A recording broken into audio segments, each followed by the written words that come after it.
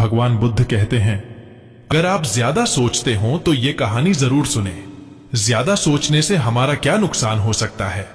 जो लोग ज्यादा सोचते रहते हैं वह लोग इस कहानी को जरूर सुने और साथ में इस वीडियो को लाइक करके कमेंट में नमो बुद्धाय अवश्य लिखें। एक बार चीन के एक हिस्से में एक बहुत बड़ा मठ था जहां लगभग 500 भिक्षु रहते थे। वह सभी अपने गुरु के मार्गदर्शन में खुद को जानने का अभ्यास कर रहे थे। एक दिन एक लड़का उस मठ में शिष्य बनने के लिए आया। उसने मास्टर से कहा, मास्टर, मैं खुद को जानना चाहता हूं। मैं सच की तलाश कर रहा हूं। मैं पता लगाना चाहता हूं कि सच क्या है। मास्टर ने उस तरफ देखा और कहा कि अगर तुम सच जानना चाहते हो तो तुम्हें अपना पूरा जीवन दांव पर लगाना होगा। सच को जानने में तुम्हारा पूरा जीवन लग सकता है और फिर भी इस बात की कोई गारंटी नहीं है कि इस जीवन काल में तुम्हें सच का पता लगेगा या नहीं। क्या तुम इसके लिए तैयार हो? शिष्य ने कहा, मास्टर, मैं यहां पीछे मुड़ने के लिए नहीं आया। मैं इसके लिए तैयार हूं। गुरु ने कहा, अगर ऐसा है तो एक काम करो, इस मठ में 500 भिक्षु है, तुम उनके लिए चावल कूटने का काम करो। बस सुबह से शाम तक चावल को कूटते रहो। जब तुम थक जाओ तो सोने चले जाओ। फिर अगली सुबह उठकर चावल कूटना शुरू कर दो। इसके अलावा कुछ और मत करना, किसी और चीज के बारे में मत सोचना। बस इस रास्ते पर चलते रहना और दोबारा मेरे पास मत आना। जरूरत पड़ने पर मैं खुद तुम्हारे पास आऊंगा। उस लड़के ने गुरु के आदेश का पालन करते हुए चावल कूटना शुरू कर दिया। उस मठ में 500 शिष्य थे। उन सभी को समय समय पर भोजन की आवश्यकता पड़ती थी, इसलिए वह सुबह बहुत जल्दी उठ जाता था और देर रात तक चावल कूटते रहता था। जब वह थक जाता तो उसी कमरे में सो जाता जहां चावल कूटता था। वह किसी से बात नहीं करता था और ना ही कोई इसके पास बात करने आता था। कुछ महीनों तक चावल कूटते हुए वो उसके मन में पुराने विचार आते रहे, लेकिन जब उन विचारों को कोई नया विषय नहीं मिला तो वह अपने आप ही मिट गए। धीरे धीरे उसके मन में विचार कम होने लगे। कुछ सालों के बाद तो वो अपना नाम तक भूल गया। वो हमेशा चुप रहता और विचारहीन अवस्था में बस चावल कूटते रहता। उसने ना तो कभी ध्यान किया था और ना ही कभी कोई शस्त्र पढ़ा था। मठ बाकी शिष्य उसे मूर्ख समझते थे। ऐसा करते हुए 12 साल बीत गए। 12 साल बाद एक दिन मास्टर ने घोषणा की, जब मेरा आखिरी समय आ रहा है और मुझे अपना उत्तराधिकारी चुनना है जो मेरे बाद इस मठ का मुखिया होगा, इसलिए मेरा कोई भी शिष्य जिसे लगता है कि उसे आत्म साक्षात्कार हो गया है और उसने खुद को जान लिया है, वो रात को मेरे दरवाजे के पास आकर इस दीवार पर कुछ पंक्तियां लिखे जिसमें उसकी जिंदगी का सारा अनुभव समाया हो। कई शिष्यों ने ऐसा करने के बारे में सोचा। मठ के प्रमुख शिष्यों में से एक ने वहां जाकर कुछ पंक्तियां लिखीं। उसे बौद्ध धर्म ग्रंथों का बहुत ज्ञान था। सभी शिष्यों को लगता था कि वह इस मठ का उत्तराधिकारी बन सकता है। उसने लिखा था कि मन एक दर्पण की तरह है जिस पर विचारों और इच्छाओं की धूल जमा हो जाती है। इस धूल को हटाने के लिए ही ध्यान है जिसकी दूर हट जाती है और मन का दर्पण साफ हो जाता है। वह मोक्ष को प्राप्त कर लेता है। अगली सुबह जब मास्टर उठे और इन पंक्तियों को देखा तो उन्हें बहुत गुस्सा आया और उन्होंने कहा कि किस बेवकूफ ने यह सब कचरा मेरी दीवार पर लिखा है। वो शिष्य जिसने ये लिखा था वो चुप रहा। हालांकि उसने जो पंक्तियां लिखी थीं वह ज्ञान से भरी थी, लेकिन यह सब किताबी ज्ञान था। कोशिश से बहुत चालाक था। उसने पंक्तियां लिखी लेकिन नीचे अपने हस्ताक्षर नहीं किए, क्योंकि वह स्वयं इसके बारे में निश्चित नहीं था कि यह सही है या नहीं, क्योंकि उसे आत्म साक्षात्कार नहीं हुआ था।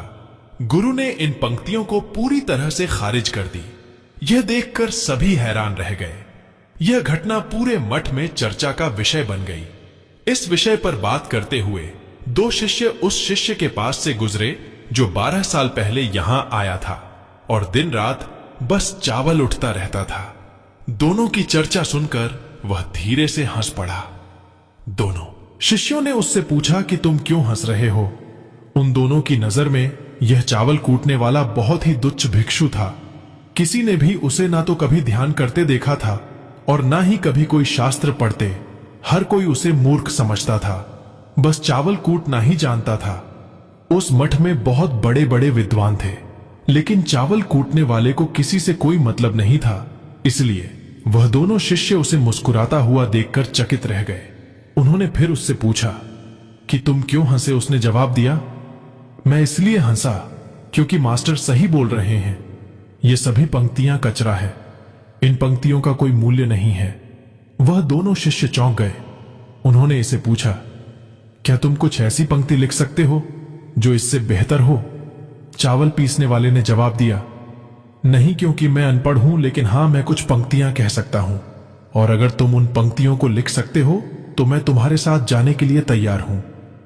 उन दोनों शिष्यों ने कहा, ठीक है। वो मास्टर के कमरे के पास गए और चावल कूटने वाले ने कुछ पंक्तियां बोला और दूसरे शिक्षण है उसे दीवार पर लिख दिया और उन पंक्तियों के नीचे लिख दिया। चावल कूटने वाला, उन्हें लगा कि मास्टर इस पर भी गुस्सा करेंगे। जो पंक्तियां उसने लिखने के लिए कहा था वह बहुत अद्भुत था। पंक्तियां थी, मन तो बस एक भ्रम है ना, तो मन है, और ना ही मन का कोई दर्पण है, और जब मन ही नहीं है तो धूल कहा। ठहरेगी जो यह जानता है वह सच को जान गया है। जब गुरु ने इन पंक्तियों को देखा तो वह आधी रात को उठे और चावल कूटने वाले के पास गए। वह सो रहा था। मास्टर ने उसे जगाया और कहा कि यह लो, मेरे वस्त्र ले लो, आज से तुम मेरे उत्तराधिकारी। लेकिन अभी इस मठ को छोड़कर दूर चले जाओ, क्योंकि इस मठ में बहुत सारे विद्वान हैं जो खुद को तुमसे श्रेष्ठ मानते, वह तुम्हें मार देंगे, क्योंकि वह इस बात को बर्दाश्त नहीं कर सकते कि एक साधारण सा चावल कूटने वाला उनसे ज्यादा विद्वान निकला। तुम्हें वह सारा ज्ञान हो गया है जो मुझे है, और तुम्हें या केवल चावल कुत्ते कुत्ते हुआ है। और मुझे पता है कि तुम जहां भी जाओगे लोग तुम्हारे पास आने लगेंगे, क्योंकि जब कोई फूल खिलता है तो उसकी महक हर तरफ फैलने लगती है। उसने अपने गुरु के पैर छुए और रात को ही वहां से चला गया। अगर हम अपनी जिंदगी में देखें तो पाएंगे कि बहुत से लोग सोचते हैं कि ध्यान केवल एक जगह बैठकर आंखें बंद करके ही किया जा सकता है, लेकिन हकीकत में ऐसा नहीं। ध्यान तो चलते चलते भी किया जा सकता है, या अपना कुछ काम करते हुए भी ध्यान किया जा सकता है। असल में ध्यान का मतलब यह है कि आप जो भी काम कर रहे हैं उसे इतनी शिद्दत से करें कि आपको अपने शरीर का ख्याल भी ना रहे। बिल्कुल चावल पीसने वाले की तरह, जो चावल कूटने में इतना मग्न हो गया कि उसे खुद का कुछ ख्याल ही नहीं रहा। चावल कूटते हुए ही उसने आत्म साक्षात्कार प्राप्त कर लिया। इसी तरह जैन का अर्थ है हर समय वर्तमान में रहना और कुछ नहीं सोचना, क्योंकि मन तब तक ही है जब तक विचार है। विचार नहीं रहेंगे तो मन भी गायब हो जाएगा, और जब मन ही नहीं रहेगा तभी केवल तुम अपने आप को अच्छे से जान पाओगे। असल में हमें अपने वास्तविक स्वरूप को जानने के लिए कोई अन्य साधना करने की आवश्यकता नहीं है। हम जो कुछ भी कर रहे हैं बस उसमें हमें पूरी तरह से खो जाने की जरूरत है। अपने काम में इस कदर लीन हो जाओ कि आपका काम ही ध्यान बन जाए। दोस्तों, वीडियो अगर अच्छा लगा हो तो वीडियो को लाइक करके अपने इस चैनल पेज को सब्सक्राइब जरूर कर लेना। आप और आपके परिवार हमेशा खुश रहे। धन्यवाद मित्रों, मिलते हैं एक नए वीडियो के साथ। नमो बुद्धाय।